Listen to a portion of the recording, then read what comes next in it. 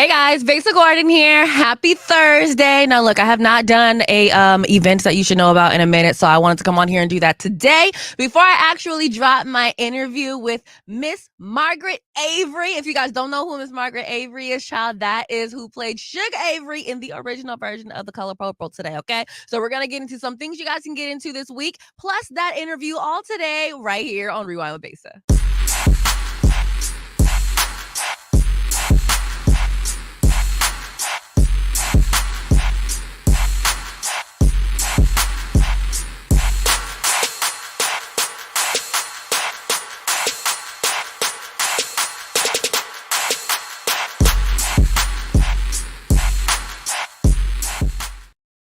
First and foremost, I have no clue why I still have my AirPod in. Second of all, once again, welcome back. It's time for another episode of Rewind with Besa. So for today, I want to start out with doing some events because I know a lot of times you guys are like, oh, I wish I knew about this sooner. So I'm going to let you guys know about stuff happening today all the way down to the 26th of October because I don't want to hear it. So with that being said, in terms of different events happening in Seattle that you should know about, for starters today, there is a plethora of things, okay? There's a Thursday night social happening over at Voo Lounge. There is something real happening at Gold Bar with my good sis DJ Lady Coco.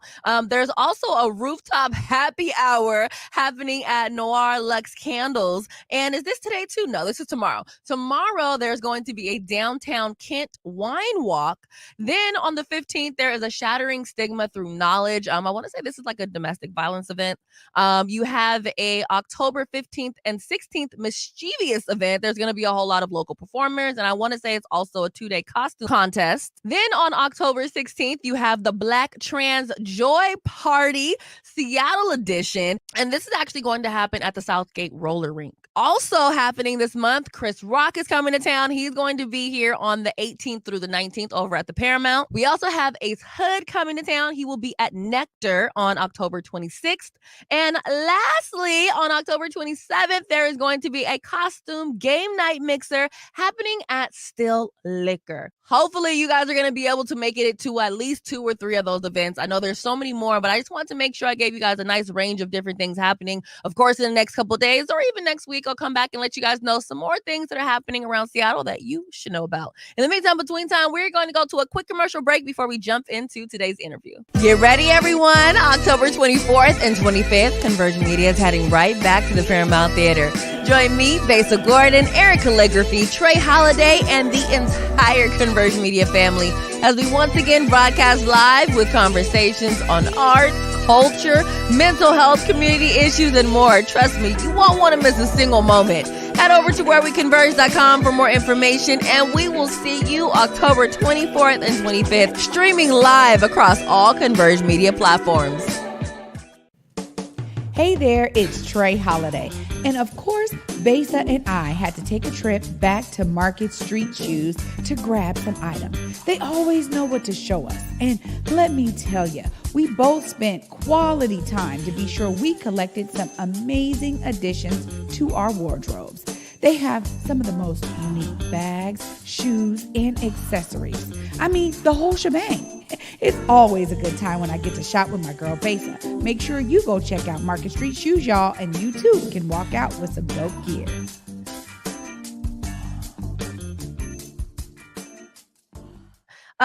So look, you guys, this is going to be a very, very special episode of Rewind with Besa.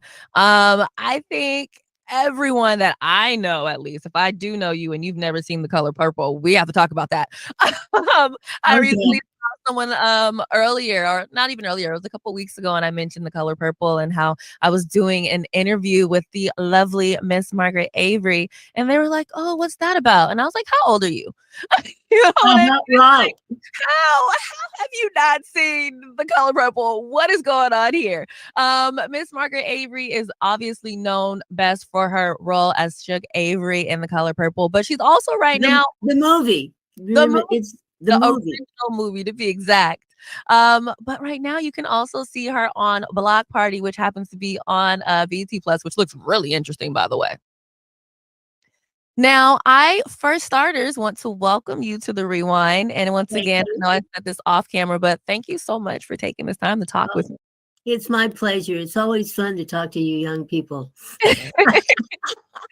Well, shoot, hopefully, not even hopefully, we're definitely gonna learn some things from you because I think with someone like yourself that's been in the game for so long, you have so much wisdom. It's like getting a job. You can read the manual, but a lot of the things that you really learn within these jobs, it's kind of like trial and error. You do something, or someone's not able to really teach you everything. And a lot of your experience really does come from someone else's experience being like, hey, I tried this, that didn't work. Or for you, it's like, hey, I talked with my agent about this, that didn't work. So I definitely want to talk about that. But for starters, for people that don't know, I would love to know how you actually got into acting. Well, what people have to think back in the 60s, we didn't have blacks in commercials or on television. So when I came to Los Angeles to after teaching, I decided that this was really my passion. And even though I didn't have any prospects, I continued to study acting while teaching and hope. And this is all in believing in yourself that someday your dream can come and you've got to be prepared. So that's what I would say to young people. Figure out how you can prepare for what you want to do. And with me, it was studying acting. It was taking classes. It was taking dance classes and voice classes. When I couldn't get an agent because they were telling me, well, we don't have your type. However, with that belief, and me getting an answering machine at that time in the 60s, you had a answering service, live answering service that they picked up on your phone ring. After so many rings, you designate how many rings. And I was home one day and my phone just rang and rang and rang. And I called in and said, do you have any messages for Margaret Avery? And they said, no, we don't. So I said, one of these days I will have an agent and an agent will be trying to tell me about a job. So I need to get myself an answering service. And at that time, an answering service was as big as your laptop, honey. And it cost me $400 and something. As a teacher, I was only making netting $400. But at that time, gas was 35 cents a gallon. Okay. Even out. My message is because I believed and I wanted it to happen, I prepared for that call. So I didn't know how it was going to happen, but the spirit tells you, common sense, learn what it is that you want to do. So if it's something that somebody else is doing that you want to do, try to hook up with them and ask them, how did you do this? How did you do that? And what should I be doing? And that's a start. And it's almost like the universe will bring it to you if you're reaching out for it and prepared because when that opportunity comes, you better be ready because you can't blow that opportunity. You may not ever get it again. Oh my goodness. One of my bosses has been telling me about that so much lately. He's like, you're in such a position to where you have so many things, but you might not always be in this position. Like you have to be ready to go now. Have you like actually seen any people in your career, like in the span that you've been out here to where it's like, without saying any names, obviously, that they could have been in like 5 or 6 levels higher, but because they were not prepared for the amount of work that it would have taken for maybe a role, they didn't get it?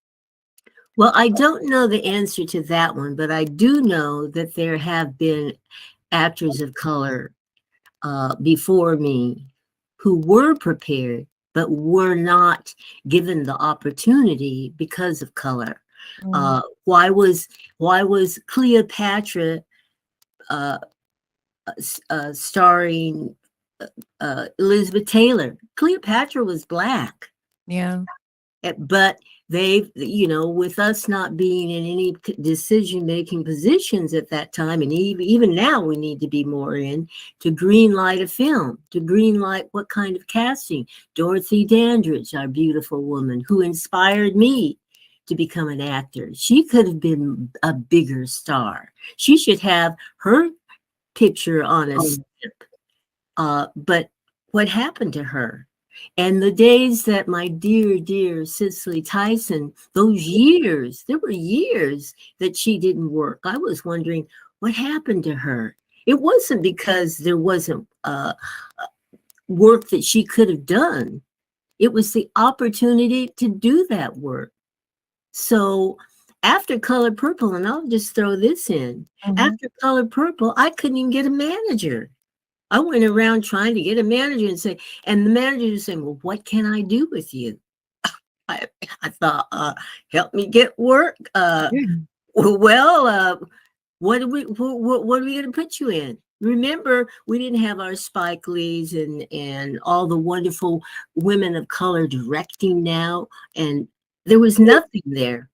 8 years prior, there was the wonderful film Founder that Paul Winfield and Cicely Tyson starred in. If any of you saw that, I mean, it's a classic. If you haven't seen it, see it.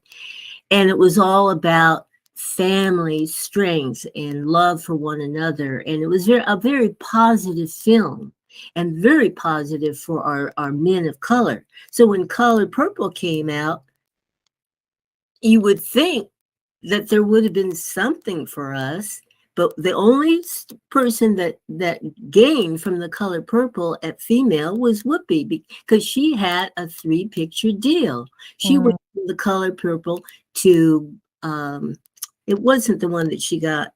I think it was Lightning something, but it was 3 pictures, and she was very talented as a comedian. So she hooked up with the other white, very established comedians and did they went around and raised money for some fund. It was Robin Williams and another comedian. So she was able to get her career really going.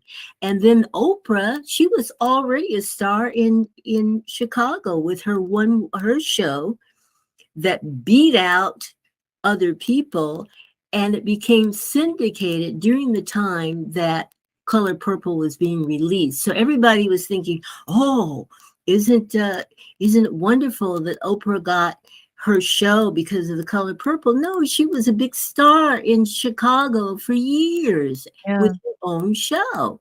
So I'm saying now what's so wonderful is that there is opportunity. There's opportunity out there. When you see our wonderful women of color directing and different, that just to be able to turn the channel off of a Black film that you don't like and turn to something else on Netflix and Hulu and all these others.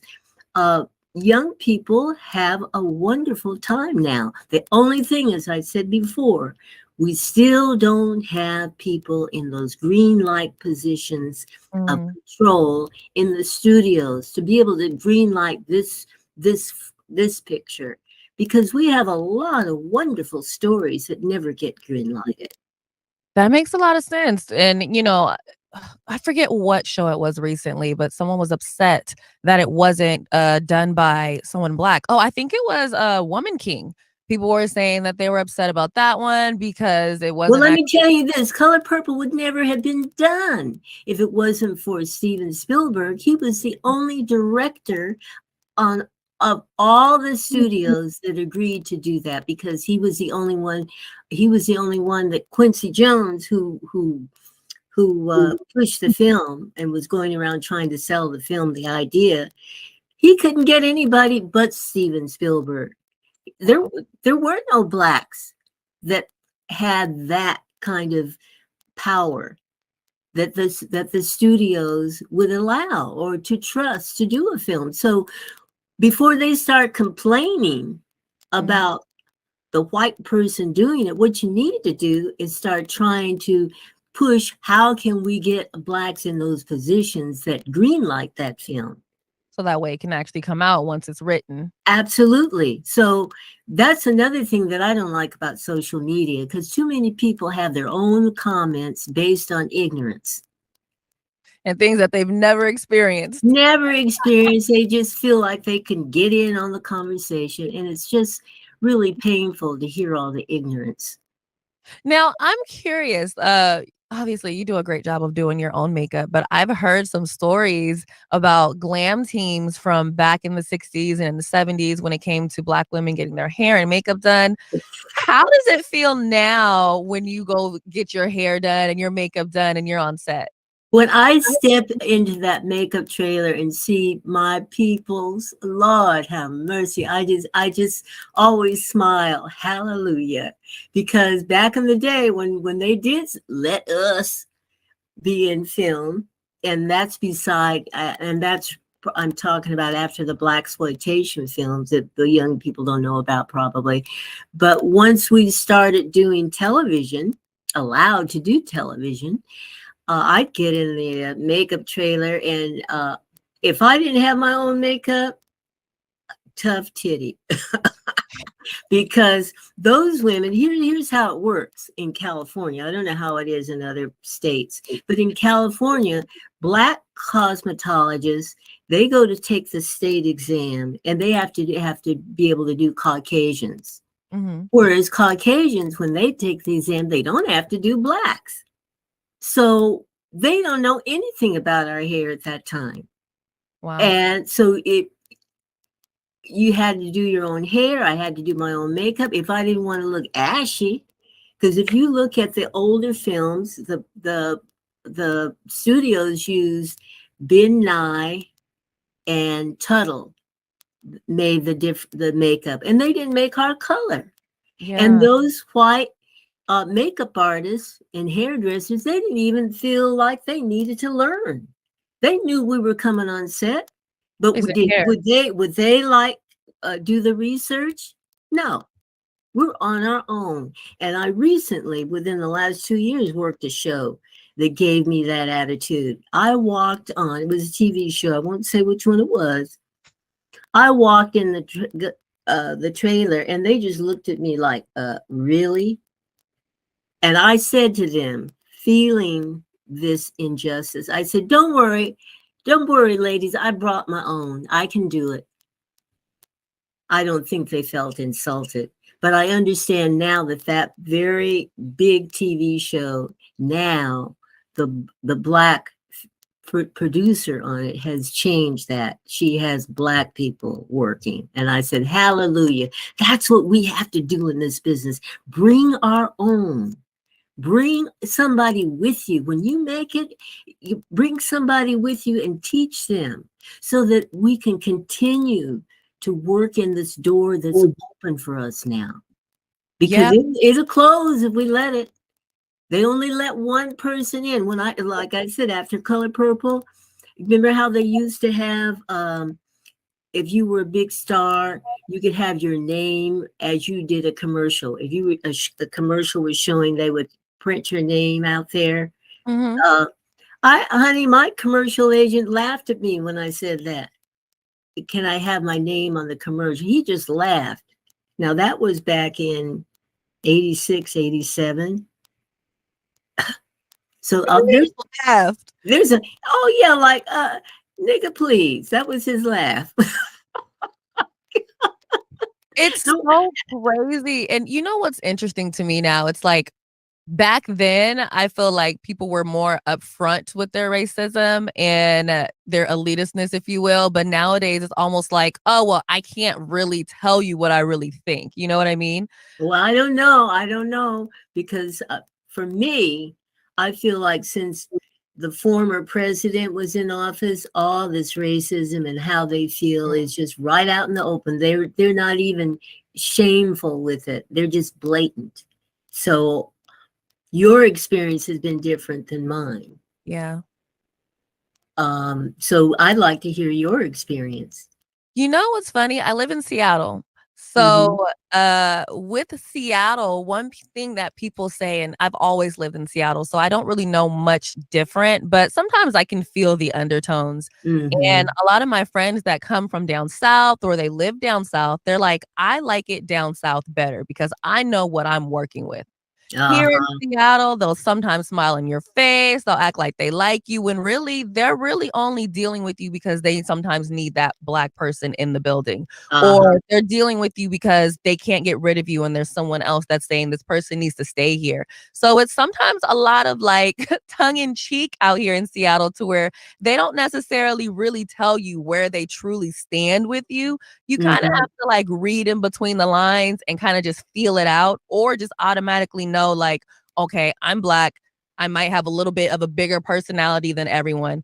And it gets to a point to where you have to stop kinda dumbing yourself down and just be like, "This is what it's going to be." And it took me a minute to get to that point to where I was like, "I'm gonna stop acting like I am just a shell of myself, and you guys are just gonna have to take me for what I am." But in those moments, you sometimes kinda can feel that Yeah. tension of, like, And as our former first lady said, when they go low, you go high.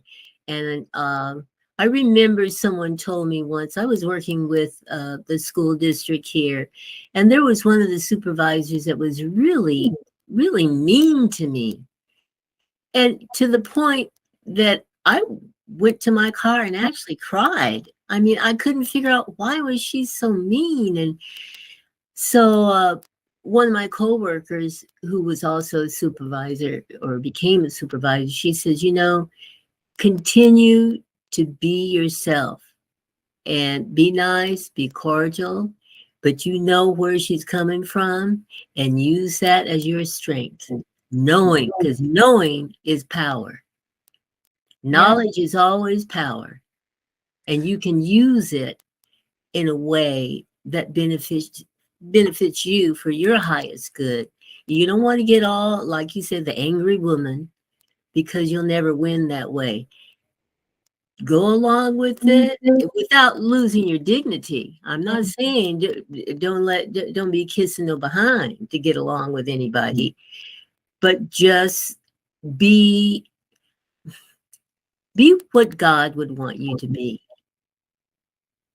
Uh Without taking too many slaps, because I don't believe in turning the other cheek. yeah, no, at some point, you have to put your foot down and be like, "So what you are gonna do is respect me, though. Like, we're not gonna sit Absolutely. here and think that I'm someone's doormat. Like, we are Right, right, here to have right. a I mean, respectful that you conversation." can't even do that with a man. I mean, hey, don't be no doormat. Okay. Um, Question, all with everything that's going on these days, how do you keep your peace? How do I keep my what? Your peace. Like, how do you, like, find that happy place for yourself? Oh my goodness. Now that is a challenge, because years ago, back in the 70s, transcendental meditation was very popular, and I learned how to do that. And what you did was you meditated 20 minutes in the morning before starting your day, and 20 minutes in the evening before going to bed. And I got out of that. I think that meditation is very important.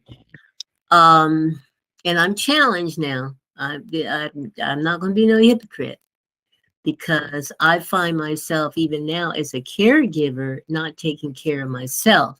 And Mhm. women, we are naturally caregivers. Yeah. So to even schedule soaking in the tub for 20 minutes, have taking your time to do that. I know it's challenging. You almost have to like schedule it and just make yourself. It's almost like losing weight, just making yourself. You can do this. Just put the clothes on, get the shoes on, and walk out the door and don't think about it.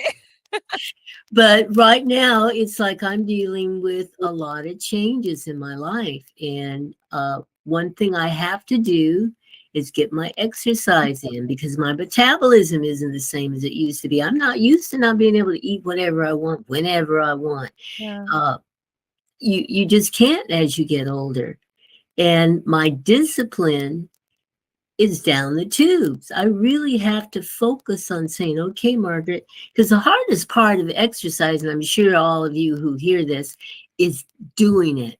Yeah. Just just doing it. And I feel so much better when I have. And it's not like it has to be a long time. If you could just do 20 minutes, Yeah. being consistent with it, that's the challenge. being consistent, because you can't make up. You can't make up for lost time. You That just part. have to get back to doing it.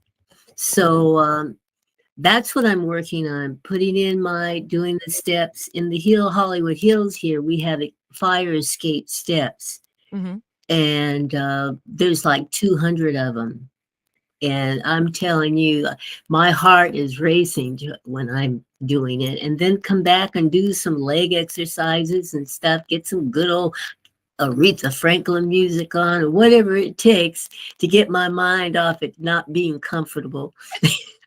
I think that's why it's so important to have like a workout playlist. Like I have a playlist where sometimes it slows down a little bit, then it picks up, or I'll have like switch up the song to like something Beyonce that's like really impactful. I'm like, okay, I Yeah, have 5 minutes left. yeah. I can do this. But the real thing, I think, for good health, it's physical, mental, and spiritual. For me, it's important for me to get my prayers in, because I know good and well God has carried me through some stuff. I believe in that footsteps in the sand. Yeah. And there are times when I've gotten through stuff that I don't think I could have done it without my belief that God was going to help see me through. Yeah. I think there's a lot of things that all of us could say for that, especially even like car accidents that I've been in. I was like, I should not have gotten out of that. Hallelujah. I mean, even for Color Purple, once I found out that I was cast, I was just, because I believed I would be cast. When I read Alice Walker's book, I just gravitated toward the role of Shug. I just knew that role was for me. And I never even thought that I wouldn't get it. But honey, do you know that when I was cast and then found out all the big stars that had auditioned for that role, I started doubting myself. I thought, oh my God, you mean she didn't get it? Oh my God. Oh, and she did. Oh, they must have made a mistake for me. They shouldn't have cast me. I started talking myself out of the blessing Yeah. that I had earned. And when I realized that, I got on my knees and prayed to God, please give me the courage to believe in me, that I can do this. And that's what I mean by faith. Mm-hmm. Because sometimes we are our worst enemy. We have to believe in ourselves. It's like I had to gain 30 pounds in 30 days for that role. Wow. 30, because the director, Steven Spielberg, wanted me to be between the size of Oprah and Whoopi. And Whoopi was very thin at that time. Mm. And Steven set me up with this little 5'2" blue-eyed blonde workout woman. Oh, I used to call her names. She would make me do reps that I didn't think I could do. And that's why I say, if you really want to go beyond yourself with workouts, and you do need a personal trainer, because they will give you confidence. Because she would say, come on, do one more for your mother. And I remember saying, screw my mother. And I didn't use the word screw either. But I did that one more rep that was killing my arms. But when I saw that, the first scene that we shot was the juke joint scene. And if any of you ever see the film, I'm in a dress that my arms are exposed, that red dress, and Steven allowed us to see dailies. A lot of directors don't. But I was able to see what we shot, and I said, just thank you, Jesus. My arms look so good. And I had the little pooch in my stomach that the female singers had at that time in the 1920s. Mm-hmm. And I said, just thank you, Jesus. Thank you, Jesus. Because I didn't really gain the weight. The scales didn't tip until it was like a week and a half.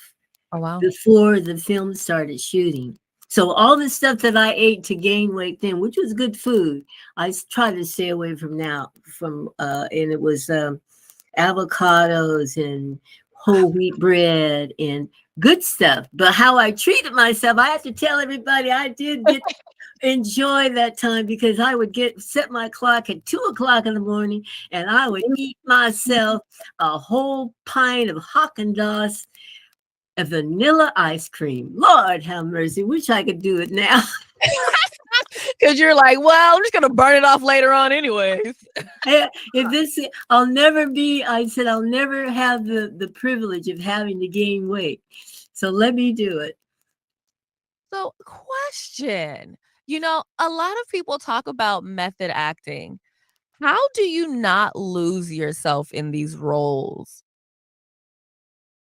Well, I don't know that I can not lose myself, because acting is being the character. And I'll tell you why that is important to me. I started out on stage, and on stage, now nobody's there to say cut when you make a mistake, or nobody's there to cover you when an actor on the stage jumps to the third act in lines and you're really in the second act. You gotta bring that actor back in character to where we actually are. Mm. I remember doing a play in Shreveport, Louisiana.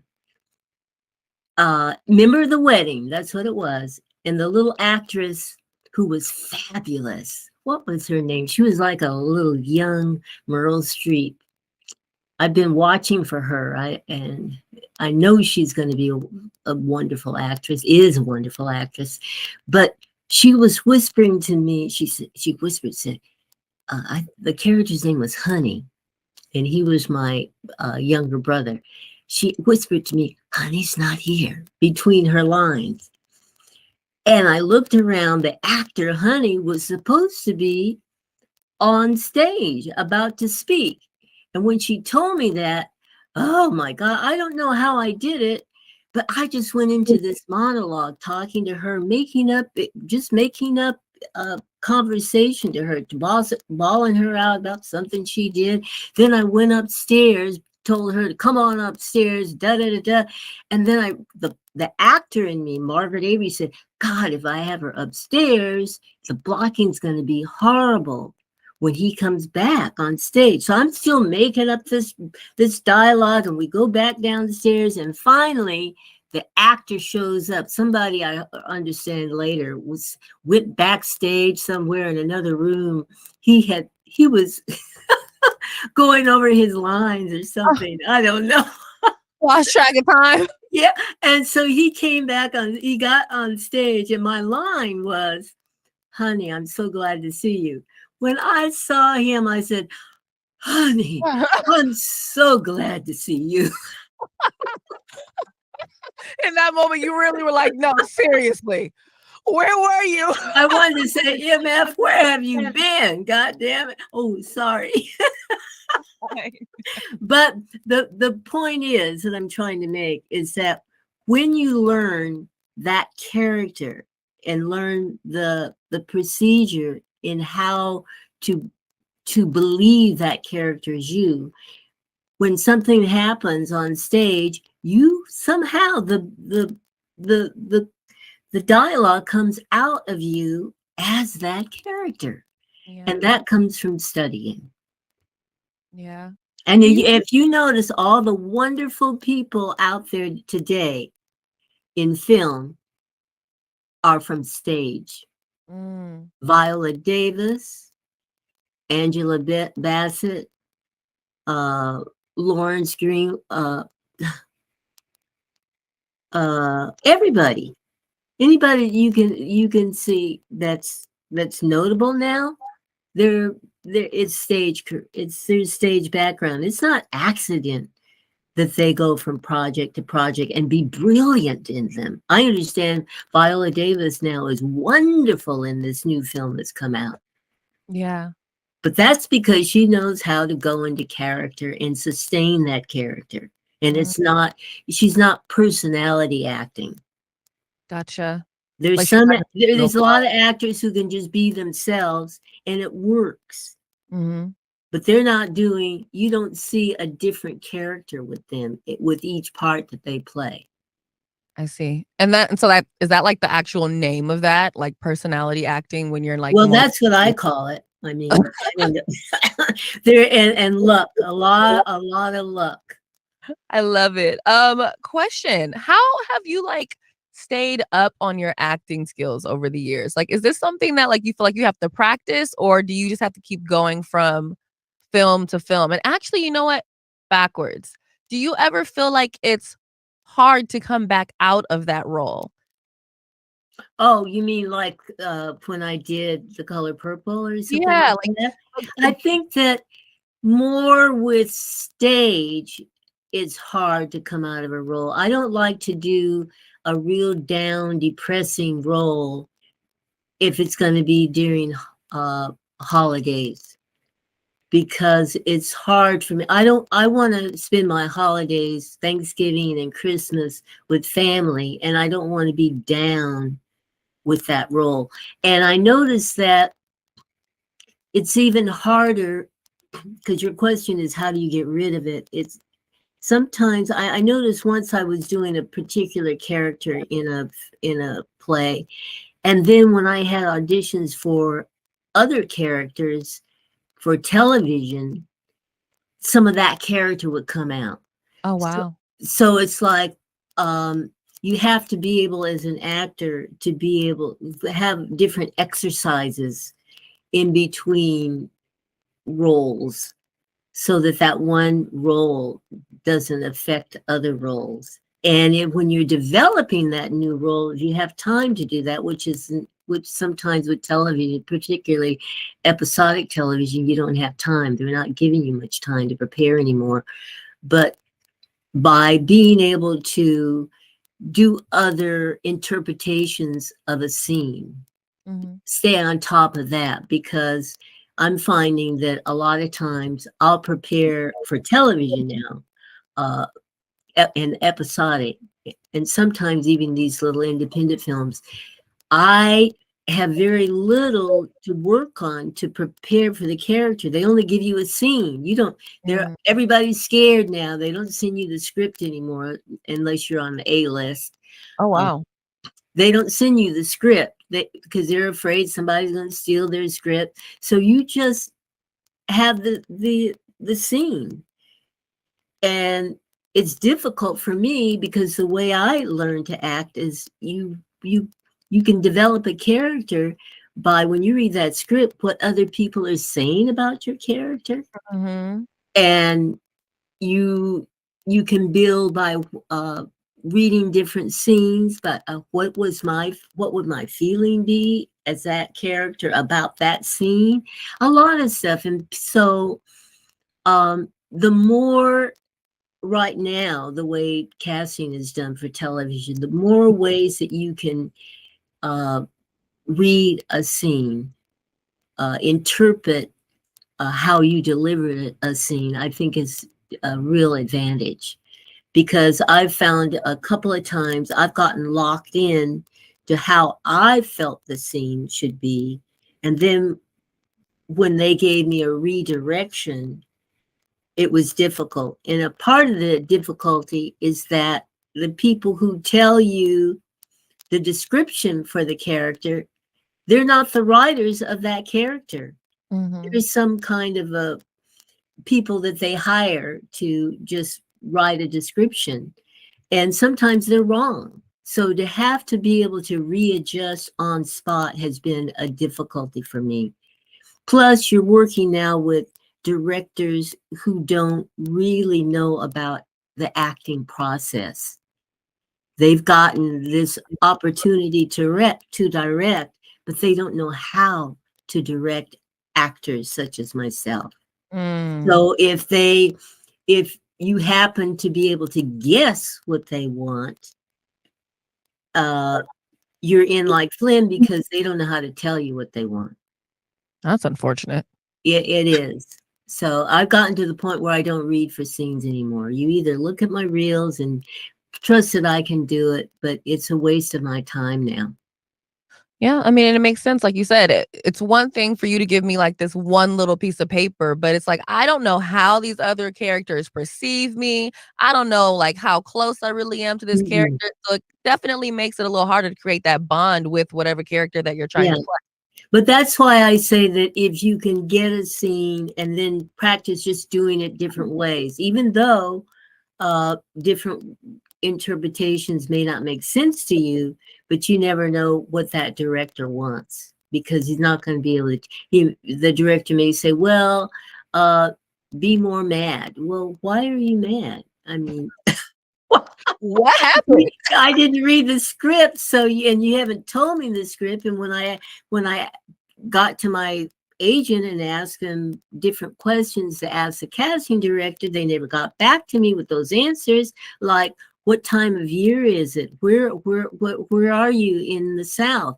I don't know. Should I have a Southern accent? If it's rural, if it's city, how old should I be? I mean, all these things.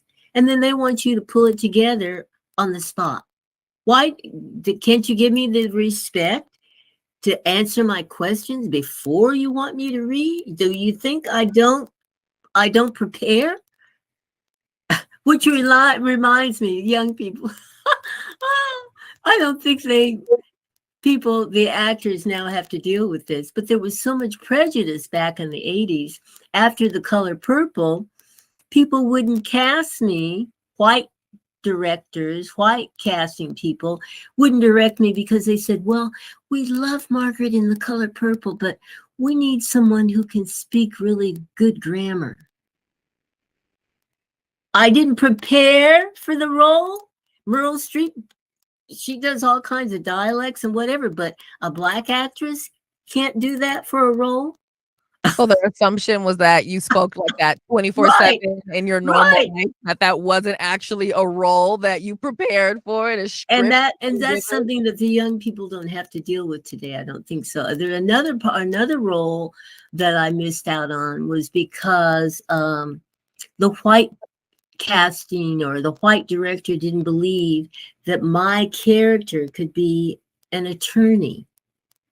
In the South, they wouldn't believe that. What? So, I mean, at that time, the white directors in that system perpetuated the prejudice. And You I know, don't think much of that is being done today, hopefully, in the way that I experienced it.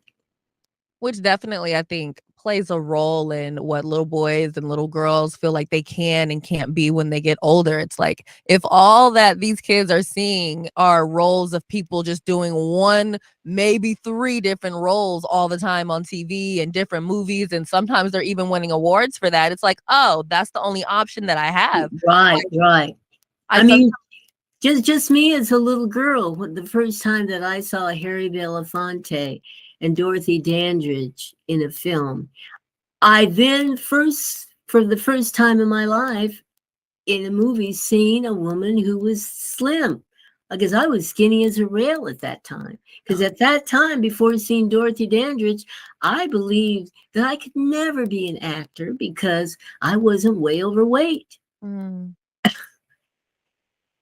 So, yeah. I mean, images are important, which means also brings me back to The Color Purple, why it was, not accepted by Black men, and we can get into that another time if you like.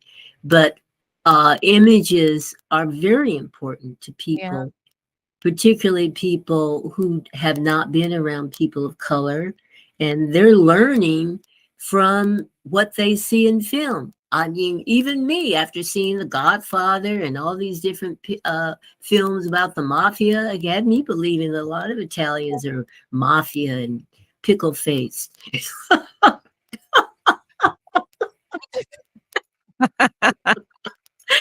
And all they eat is spaghetti. I mean, anytime you see the Italians in the film eating, it's always spaghetti.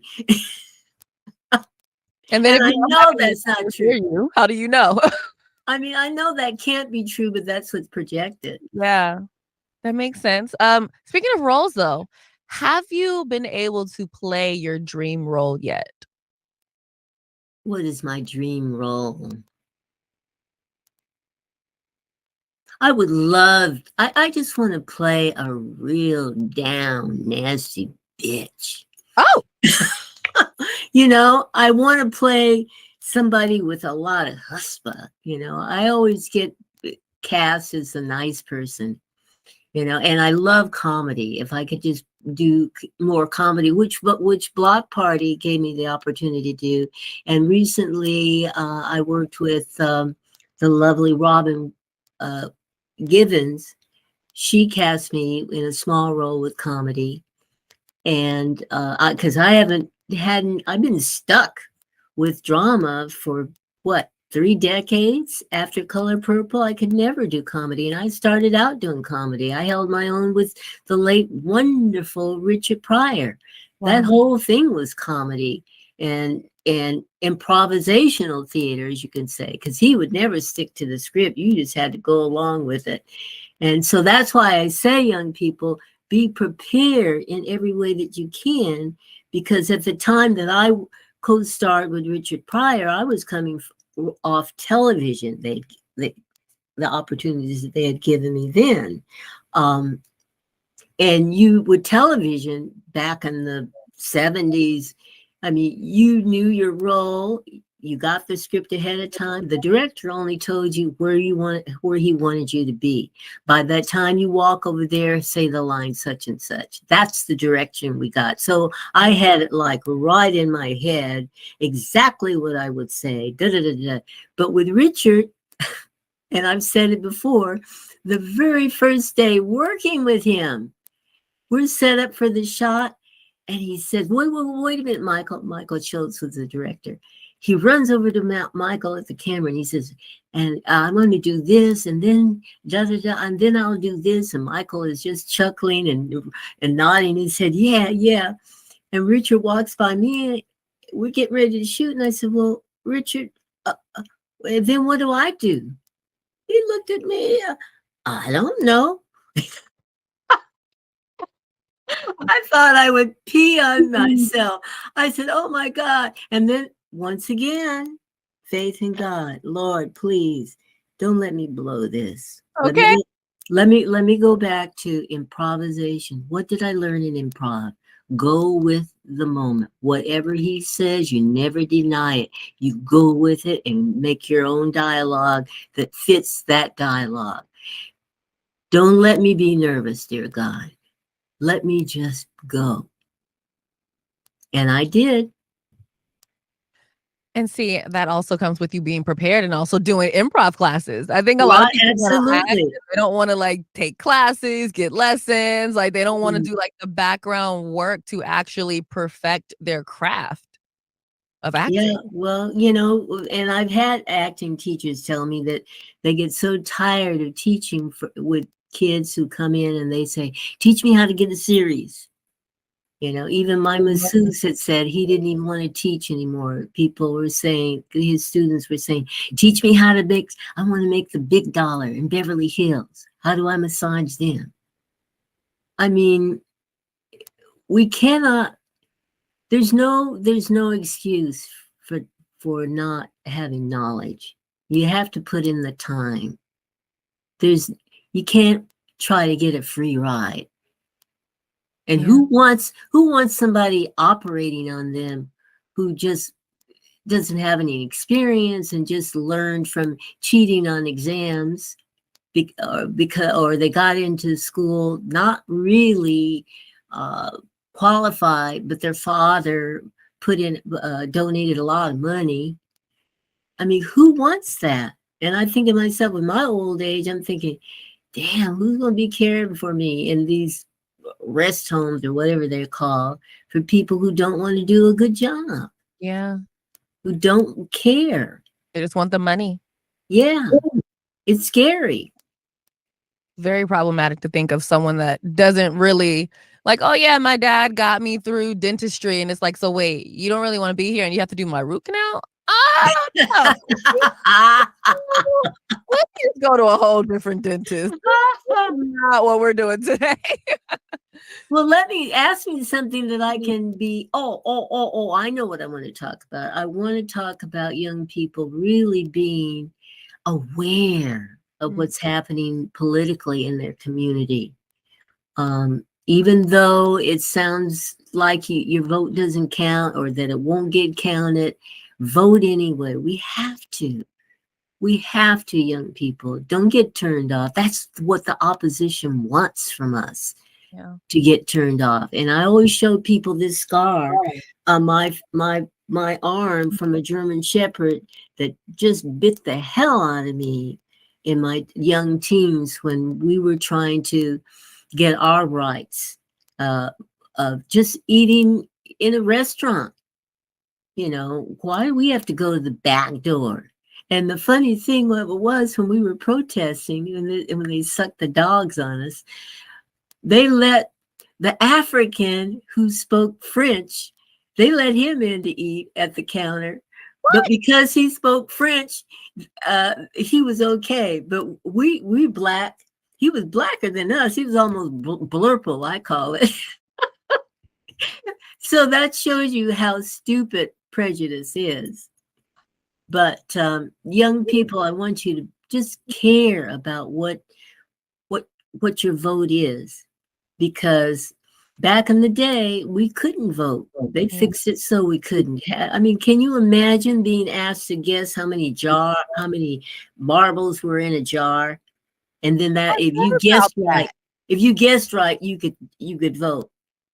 It was like a whole just slew of tests that you had to pass, and half of them were super random in order to be able to vote. And so we do have the politics working in so many states where they are putting people in strategic positions for our vote not to count. I mean, they want to decide who won. So even though that's being tried to be put in place, vote anyway. Vote. And this business is about these long lines. You know, my daughter, she's in Atlanta, and in the Black community, they have these tremendous long lines. She would go in the white community and vote, and it would only take her 20 minutes. Wow. But now they've cut that out. They're saying you have to vote in your own area. And what is this ridiculous thing, being fined or jailed if you get out of line to get water? Yeah, or you're handing people food or something weird. I mean, it's just gotten to be blatantly just ridiculous, and they don't care. So we have to care. And the only reason they're doing this is because they know they can't win legally. They know that there's too many of us that are sick of all of this second-rate citizenship stuff, that they want us to pay taxes. They want us to go out and risk our lives in wars. They want all this stuff, but then we can't come back home and be second-class citizens. That's just not right. And it's scary now because this is happening all over the world. Mm-hmm. Fascism is really happening a lot. It's not just in our country. We don't have just QAnon here. I think it was England. Who was it that just elected a fascist president? Crazy. If we get Trump people in, honey, we're going to be hanging from trees again and nobody caring. Yeah. And, I always tell people when it comes to voting, they have to vote in more than just the presidential election. Oh, Lord I look at my local election, I'll be like, wait, you're trying to... You know what I mean? And then people right. about things that are changing or not happening within their cities and within their states. And it's like, you literally only voted for president. You didn't vote for Senate. You didn't even vote for, your area representative. And that's why things are just so messed up around you, because nobody is even taking that time to vote on local elections. Because the chief needs Indians working with him. The Indians are in those elections that you're talking about. Who's going to support the president, the Senate, and who's going to Congress? Yeah. Who's your Secretary of State? It's not going to like say that we're deciding who won the election. We ain't counting. It doesn't matter that the most votes won. We're deciding. And that's what young people have to understand. When I was in Atlanta, and I'll name the hotel, this was about 4 or 5 years ago. I was there for a fundraiser. Well, maybe I better not. I might get sued. But you never know these days. People are real sue happy. Yeah. But I was at a very prominent hotel that in Atlanta, downtown, that holds conferences and all of that, hundreds of people. And I couldn't get CNN. I could not get CNN. It was only Fox News. And CNN is based there in Atlanta. Huh. Now, so, and then when I take Uber, even now, all you hear is the extreme right on the radio. So if you are in an area where you cannot get different perspectives of what's going on, or a different perspective of the interpretation of news, and you hear the same thing over and over and over again, getting brainwashed, you start to believe what you hear. Mm-hmm. So you got to know who owns that station and where do they stand, because even if the people who are projecting all these things, it doesn't mean that that's their belief, but that's what they have to go along with, because that's what their boss says.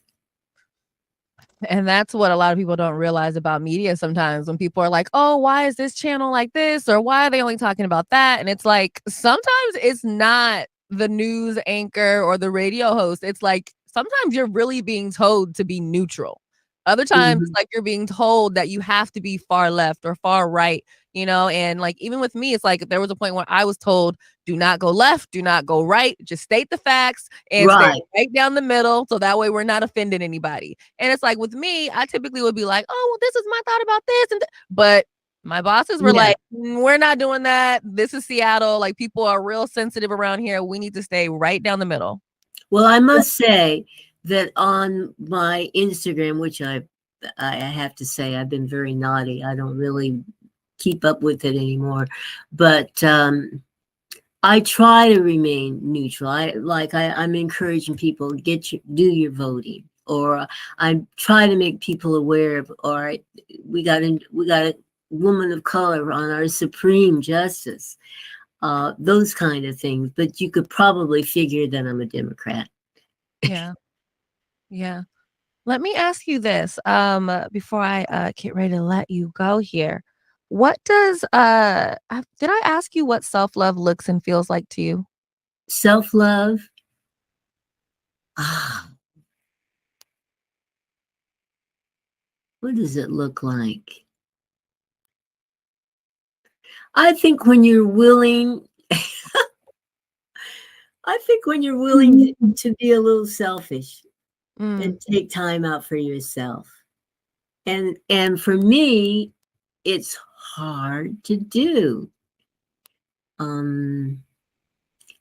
it's okay to be a little selfish, because whatever you're doing for somebody else and not doing for yourself, when you're gone, you can't do it then. That part. Right? So take care of yourself. It's like when you're on an airplane, they always say, put your oxygen mask on first before you try to help someone else.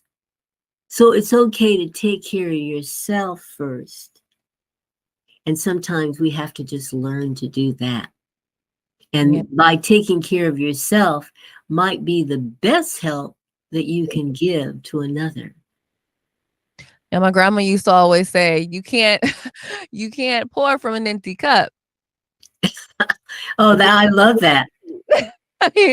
Yeah, you got to take time to rejuvenate yourself, be it spiritually, physically, mentally, whatever, because we're in a society and in families, we give so much. And even in the universe, there's so much negativity that we're taking in without us even knowing. Yeah. And you've got to have time to take in the positive. I mean, I'm in Los Angeles, and the way I know this is a dirty city is that I have to wash my windows on every week. And I'm taking in whatever that dust is, whether Yeah. I know it or not. And when I go away for weeks at a time and shut up everything, dust is still in the house. Thank God that I cover the furniture, I cover my piano, so we don't see all this that we're taking in. Yeah. So we have to take the time to love ourselves and be totally healthy. Because when I'm totally healthy, I don't crave bad food. It's not necessary for me to cuss somebody out when they're yelling at me when I'm driving. I'm not drawn into road rage. It's a peace. It's an inner peace that's really lovely. Yeah.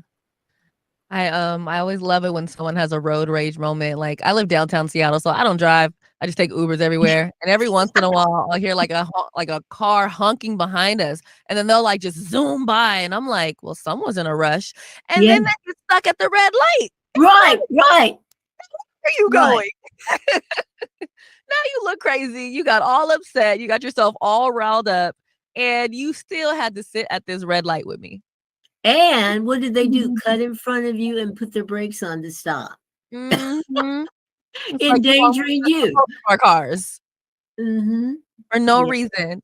Last question. What is one misconception of Miss Margaret? What is a misconception? Yes. Maybe that I don't curse like a truck driver or a I learned it from my mother. And it just seems like sometimes you just have to say a good old down home curse word to get the point across. You have to just cuss somebody out. Yeah, it's probably because they have you playing all these little nice roles. Right. You guys thought that was really me. You No, know, that was a script. I was supposed to say that. maybe that's what they don't know about me. I'm pretty sure because I've never cursed anybody out on set. I love that. Now, right now you are on a Block Party on BET Plus. Yeah, well, I don't know if it's still running because I don't know how long they air, but I will say this: the coming out thing is Robin Gibbons' thing. The working title is Nana Project, and I don't know if I think it's going to be a Netflix project, and then I have something that I'm going to be shooting in January, which I can't talk about right now, but I am cast. And then there's something that I'm trying to move into producing with Block Party. I was one of the executive producers, and with this other project that we're trying to get off, raise money for, I'm one of the producers. So, old women, they want to push us out to pasture, honey, and I refuse. I'm gonna be creative doing something. As you should. Like, you still have so much youth left in you. Like, why would you just sit around? Yeah, well, but that's been the trend for Hollywood. I mean, even regardless of ethnicity, women after the age of 50, if we last that long, we're supposed to be pushing out to the grazing fields, I guess. But things are changing. But like I said, young people, you have to fight and be ready for whatever the change is or something that it is that you're pursuing. Yeah. So I'm reading books on producing and talking to people and hopefully to be more and more involved on that end of the perspective. And hopefully when I am cast for something that it'll be more with comedy because I love comedy. Or that bitch role that you were looking for. Yeah, that would be good. I was gonna come down the line. I could cuss somebody out in a comedic way. That would be great too. Because when I worked with Monique with Martin Lawrence's film. What was it? Welcome Home, Roscoe Jenkins.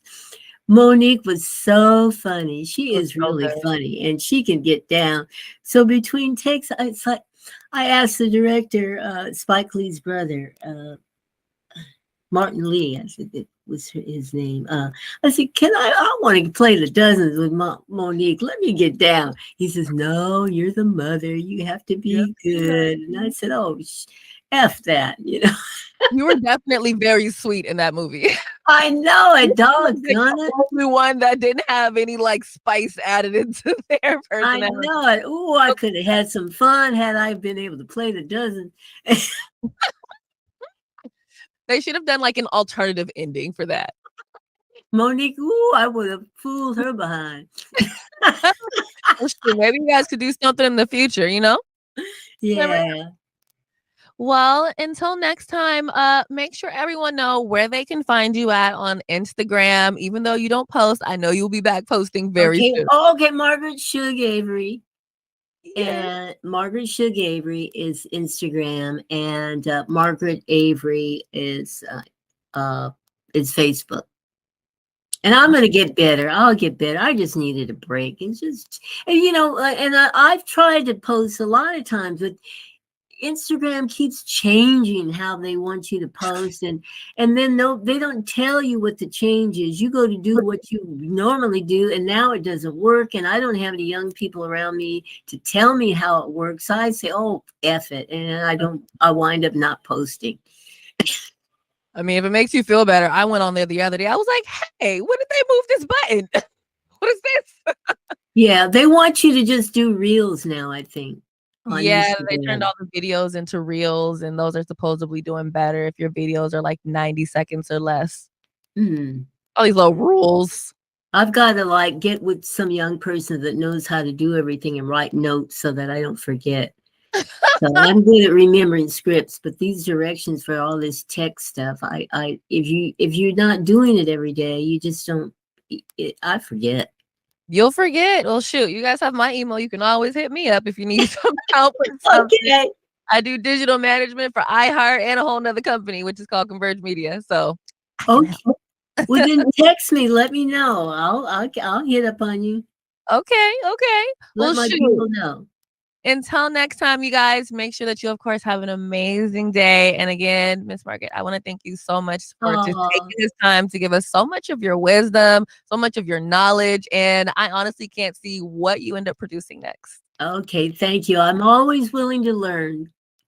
You're never too old to learn. All right, you guys, that is it for today's episode of Rewind with Besa. I hope that you guys enjoyed it, and I hope that you even learned something about Miss Margaret Avery. I think it's so crazy that she ended up playing Shug Avery, and her last name is actually Avery, and she was such a joy to talk to. Hit me up on IG at Besa Gordon, or even drop a comment below on who you want for me to interview next. In the meantime, between time, if there are any other events happening in around Seattle or Tacoma, I really need to find some Tacoma events. Let me know. That way I can shout them out. But of course, until next time, I hope that you guys have an amazing rest of your day, and you already know what to do. Keep that energy high.